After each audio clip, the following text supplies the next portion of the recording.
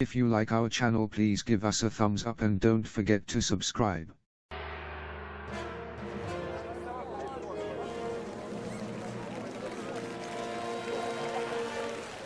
Ladies and gentlemen, please welcome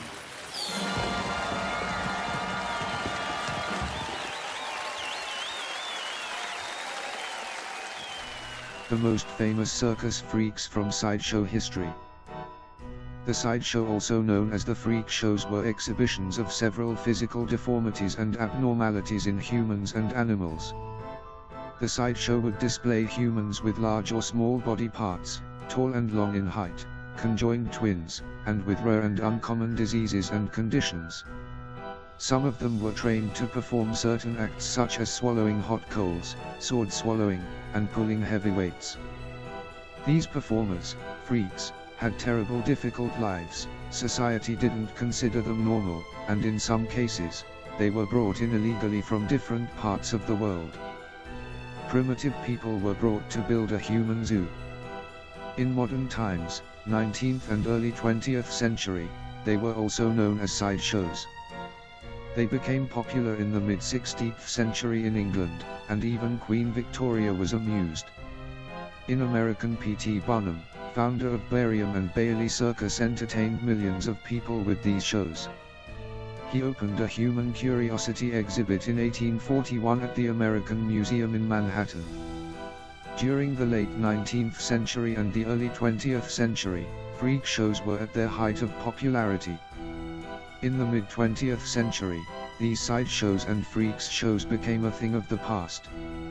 Thanks to the advancement of medicine and technology, and the popularity of televisions played an important role in closing down these cruel acts of the past. These shows were also an essential part of the circus. It was common to see most circuses having freak shows, and they were considered a major place for displaying human oddities.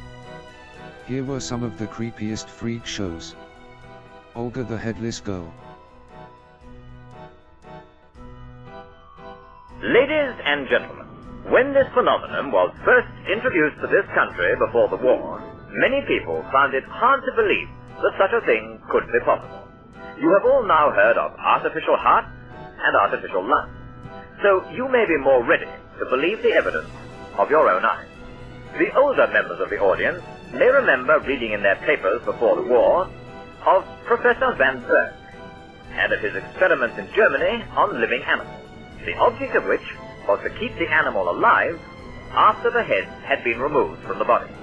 What we are now going to show you is an exact reproduction of that original experiment. There you see her. From her neck come tubes. These are attached to various apparatus and impedimenta upon the platform. While here, of interest to many people, we have the container for a special form of liquid food, which is fed to the young lady continuously, both night and day. Now, many people believe that what we are showing you is not a real live human being, but a waxwork or a dummy. We do not want you to go away with that idea. The attendant is asking the young lady to perform a simple, everyday action. She has asked her to remove her gloves. Now, there is nothing clever or complicated in that for a human being. But could you ever make something mechanical, a robot or an automaton, that could duplicate those actions? We hope that we have been able to convince you that she is alive, though for how long she will live, we cannot say. We want to thank you for your interest, your attention, and your kind patronage. Thank you.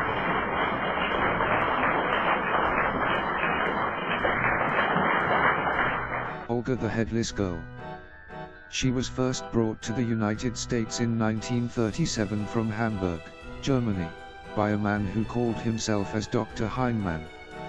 It was also a featured exhibit at the New York World's Fair of 1939. Olga became a very popular sideshow amusement during this time. The Headless Lady was a popular magic trick performed at sideshows in the 1940s. The story of the Headless Lady was a poor woman that lost her head in a horrible accident. but doctors were able to keep her alive through the miracle of advanced scientific technology.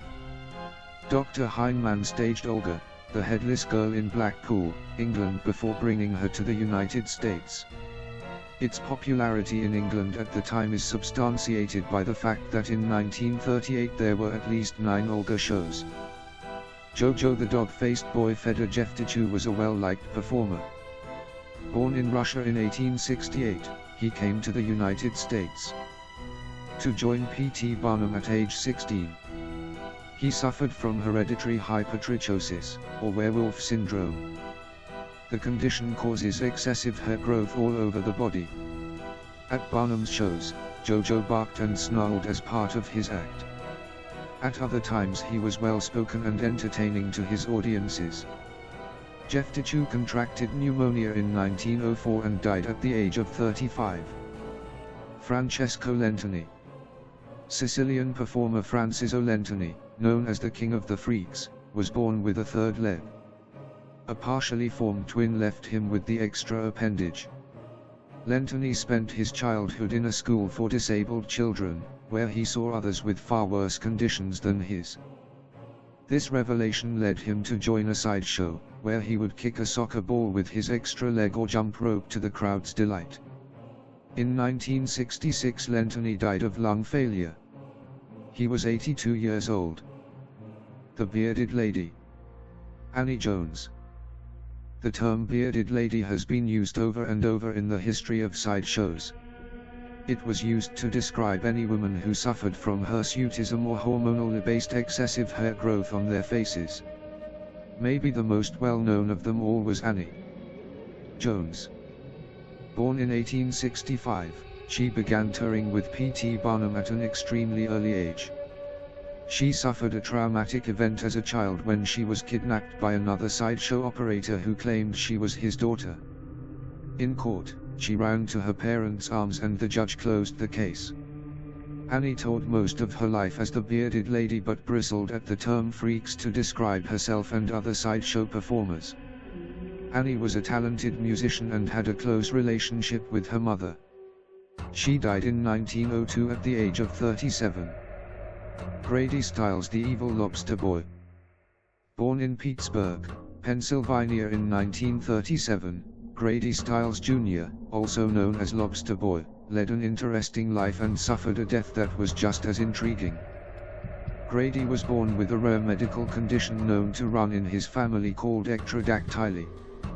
More commonly known as lobster claw syndrome, ectrodactyly is a condition in which the middle fingers are missing and the fingers on either side of where they should be are fused together. The result is that the hands look like lobster claws. The feet are also sometimes affected, as was the case with Grady. Grady's father also suffered from the condition and toured the country in sideshows as the Lobster Man. He wasted no time introducing Grady to show life, billing him as the Lobster Boy and starting him in the freak show business at the tender age of 7. Grady Styles was an instant hit on the carnival scene and grew up to be quite strong. Though he could not walk, he pushed himself around in a wheelchair and learned to crawl on his limbs, which led to him developing incredible upper body strength. Over time, Grady became an embittered alcoholic. Grady Styles lived a relatively quiet life until 1978. At that point, he thrust himself into the spotlight again. When his eldest daughter fell in love with a man Grady did not approve of, he killed her with begun with a shotgun the day before the wedding and was convicted of third-degree murder. The judge gave him 15 years probation. In 1992, his wife Mary decided she had enough of Grady's abuse. She paid her friend and neighbor Chris Wyant $1,500 to kill her husband. Wyant committed the murder, shooting Grady in the head while he watched television in his Florida home. Chang and Eng Bunker, the original Siamese twins. Born on the 11th of May, 1811 in Siam, now known as Thailand, the twins tell a story of two poor conjoined brothers descending from China, who were sold as slaves to work in a circus as entertainers throughout the States and the United Kingdom. Being an attraction wherever they went, they've earned enough to buy their freedom and a land of their own. The twins got married, had a bunch of children and became slave owners themselves. They were discovered in 1829 by an American explorer named Captain Abel Coffin. He put them under contract and began exhibiting them in England and, eventually, America. During their time on display, they were advertised with the slogan E pluribus unum out of many, one. After 3 years, Chang and Eng left the guidance of the captain with stunning results. By 1838 the pair retired to Wilkes County, North Carolina with $60,000. During their retirement, they explored the idea of being separated, however no physician was up to the task. The pair became American citizens and adopted the last name of their banker Bunker. Around that same time, the twins met a pair of sisters and fought over who got who. Both wanted Sarah Yates, the larger of the two. Eng won her over and Chang had to be content with her sister Adelaide. The two brothers would go on to father 22 children between them. In 1870, Chang was partially paralyzed by a stroke. Chang actually controlled the legs, thus the mobility for both twins was limited. On the 17th of January, 1874 Chang passed away at his home. Eng survived for 4 more hours laying beside the body of his brother until joining him in death. The Elephant Man. Joseph Merrick. The story of the Elephant Man has been documented in theater and film. At an early age, Joseph Merrick developed an unexplained condition that deformed and distorted his face and body. His mother died when he was young. After this traumatic event, his father and new stepmother treated him cruelly. Unable to find work, Merrick signed on with a traveling show as the Elephant Man. While the show was touring London, he met a surgeon named Frederick Treves who became his benefactor and friend. Merrick only lived until age 27. In 1890 he broke his neck sleeping. Apparently the weight of his head was the cause. Jack Earle, the world's tallest man. Standing 6 feet tall before the age of 10, and growing to over 7 feet tall by the age of 13, Jack Earle was always a giant. There are conflicting reports as to his true height, but numbers range from 7.7 feet to 8.6 feet. Earle had been a Hollywood actor. He appeared in films like Hansel and Gretel and Jack and the Beanstalk, before a fall from scaffolding led to major injuries and temporary blindness, causing his retirement from the movie industry. Soon after his accident, the Ringling Brothers and Barnum and Bailey Circus Freak Show came through town with Jim Tarver as their current traveling giant. Earle was considerably taller than Tarver, and Ringling Brothers, seeing an opportunity, offered Earle a 1-year contract with the circus. Earle had said he never wanted to be in a freak show, but he needed to make a living, so he signed the contract. He would spend the next 14 years on the road with the sideshow. The gentle giant began his Ringling Brothers career alongside 2.2 feet tall Major Mite, Clarence Chesterfield Howerton. On his first day, Earle was put at ease when circus midget Harry Doll explained that there were more freaks in the audience than there were on the sideshow platform. After retiring, Earle, who suffered from acromegalic gigantism, went on to become a traveling salesman for the Roma Wine Company. He died of kidney failure in 1952 at the age of 46. The Four-Legged Girl from Texas. Myrtle Corbin entered the freak show circuit at the age of 13 and was billed as the Four-Legged Girl from Texas. Born with 2 separate pelvises situated side by side, Corbin's 4 individual legs made her a very popular oddity. She had the ability to move her 2 inner legs, but they were too weak to sustain her weight or be used for walking. Corbin's fame in the circus directly led to several phony four-legged acts popping up in other freak shows worldwide. After her successful circus career, Myrtle married James Clinton Bicknell, had 4 daughters and a son. Corbin died 6 days short of her 60th birthday, in 1928. General Tom Thumb. Although Charles Sherwood Stratton was an otherwise healthy child, he stopped growing at 6 months, when he was only 2 feet tall. Soon, P.T. Barnum caught wind of the extraordinary child, whose parents had taught him how to sing, dance, and impersonate celebrities. He offered to pay Stratton $3 per week to be displayed in his already extremely popular freak show, an offer his parents couldn't refuse. After a performance for Queen Victoria, Stratton became an instant celebrity. He toured with Barnum's circus for 3 years, encountering mobs of fans wherever he went. His appearances made him wealthy, but he didn't retire, instead continuing to tour into adulthood. Eventually, he and his wife settled in Massachusetts, where he ultimately died at the age of 45. More than 10,000 people attended his funeral. And all these years later, the cause of the dwarfism that made him so famous and beloved remains a medical mystery. Schlitzy the Pinhead.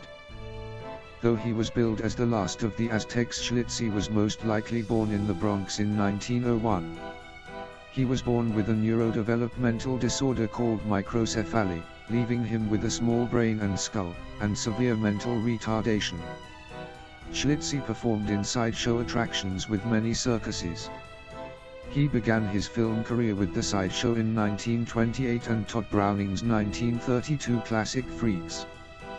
Both films were dramas set in the circus, using actual freak show performers.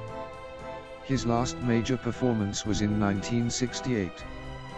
He died in 1971, at age 70. Josephine Joseph.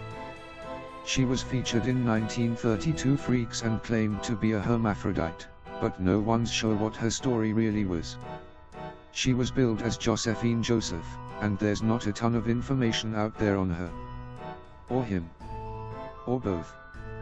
Fortunately, Estelle Hargraves from the Skittish Library did some digging through old newspapers and pieced together what she's pretty sure is part of the story of Josephine Joseph, otherwise known as Josephine Was. It seems as though she traveled quite a bit with her hermaphrodite act, as she was the star of show in Blackpool, England, in 1930. It didn't end well, though. Hargraves found newspaper articles documenting a legal case against Josephine and her husband, George Was. They were charged with essentially defrauding the gullible public with their claims and were asked to prove before the court it was true. Instead, the pair pleaded guilty and left town, and the newspapers say it was never determined whether she was male, female, or something in between. Hargraves also says it's unlikely Josephine was her real name. A check of census records seems to show George Was officially married to Romanian-born Betty Was, who Hargraves believes was likely Josephine Joseph. We hope you enjoyed our video. Don't forget to like our videos and subscribe.